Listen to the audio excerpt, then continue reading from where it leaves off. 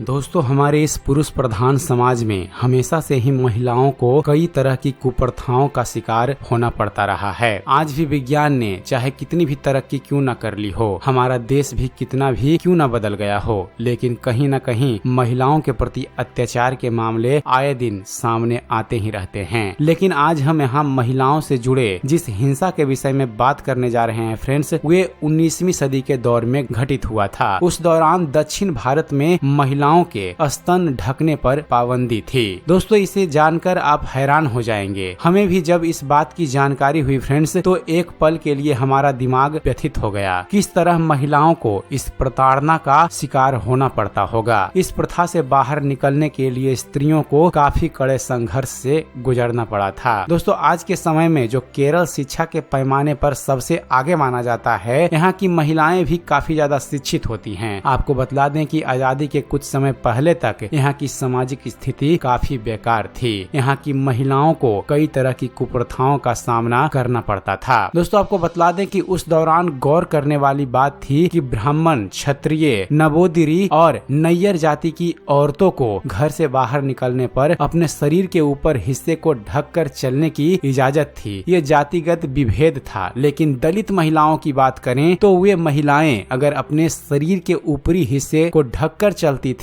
तो उन्हें वहाँ मुलक्करम नाम का ब्रेस्ट टैक्स भरना पड़ता था। आपको बतला दें कि ये ब्रेस्ट टैक्स त्रावणकोर के राजा के द्वारा लगाया गया था और इसे काफी सख्ती के साथ लागू कराया गया था। लेकिन दोस्तों, एक बात और कि जिसे जानकर आप हैरान हो जाएंगे कि पुरुष प्रधान समाज ने इस बदलाव को स्वीकार करने में स्वीकृति प्रदान की थी। शुरुआती दिनों में जब भी उच्च जाति पुरुषों के सामने अगर कोई भी नीची जाति की औरत अपने शरीर के ऊपरी हिस्से को ढककर दिख जाती थी, तो वे निर्दयी पुरुष उन महिलाओं के कपड़े फाड़ दिया करते थे। इतनी घिनौनी करतूत की हम सोच भी नहीं सकते। और अब बात करते हैं उस महिला की जिसके कारण यह ब्रेस्ट टैक्स बंद हुआ। दोस्तों, नागोली केरल के त्रावणकोर की एक नीची जाति की औरत थी। उन्होंने 19वीं सदी में वहाँ के मौजूदा राजा के खिलाफ जंग का आगाज किया था। ये जंग उन्होंने दलित महिलाओं की खातिर किया था ताकि महिलाएं अपने स्तन ढककर चल पाएं। उन्होंने राजा के खिलाफ लड़ाई कर इस बात का विरोध किया था कि तन ढकने पर लगने वाले अमानवीय ब्रेस्ट टैक्स को खत्म किया जाए, और उस नागोली महिला ने अपने स्तन ढकने के बदले ब्रेस्ट टैक्स की भरपाई नहीं की थी, जिसकी सजा के तौर पर त्रावणकोर के राजा ने उस महिला के स्तन को ही कटवा दिया था, जिस वजह से उस महिला की मृत्यु हो गई थी। उस नागोली महिला की मौत के बाद समाज में जैसे आंदोलन की चिंगारी भड़क गई। सभी नीची जाति के लोग इस अपमान का बदला लेने को उतावले हो गए और बगावत कर दिया। इसी का परिणाम हुआ कि दलित महिलाओं के लिए भी इस कानून को खत्म करने का ऐलान किया गया। ये वो समय था जब समाज में कई तरह के बदलाव हो रहे थे, जिसकी वजह से भी इस प्रथा का अंत होना संभव हो पाया। 19वीं सदी के शुरुआती दौर में समाज में काफी चीजें बदलने लगी थी। लोग कामकाज के सिलसिले में देश विदेश जाने लगे थे और दूसरी जगहों की सामाजिक परिस्थितियों को देखने के बाद लोगों की मानसिकता में भी काफी ज्यादा बदलाव आया और धीरे धीरे महिलाओं की समाज में स्थिति भी बदलने लगी। धीरे धीरे जब अंग्रेजों का दबदबा बढ़ने लगा तो अंग्रेजों ने दीवान को इस परंपरा को पूरी तरह से और तुरंत खत्म करने का आदेश दे दिया, जिसके बाद 26 जुलाई 1859 ईस्वी को महिलाओं को अपने तन ढकने की पूरी आजादी मिल गई। इस तरह महिलाओं की स्थिति में सुधार आया और अंग्रेजों ने महिलाओं के लिए आते ही ऐसा काम किया जिससे उन्हें आजादी की सांस लेने की छूट मिली। दोस्तों, इसका मतलब ये नहीं कि हम अंग्रेजों की तारीफ कर रहे हैं। उन्होंने हमारे सोने की चिड़िया भारत का चैन छीन लिया। आज भी हमारे देश में महिलाओं की स्थिति बहुत अच्छी नहीं है। इस मॉडर्न युग में भी महिलाएं अकेले आजादी के साथ बाहर नहीं घूम सकती है। आए दिन उनके साथ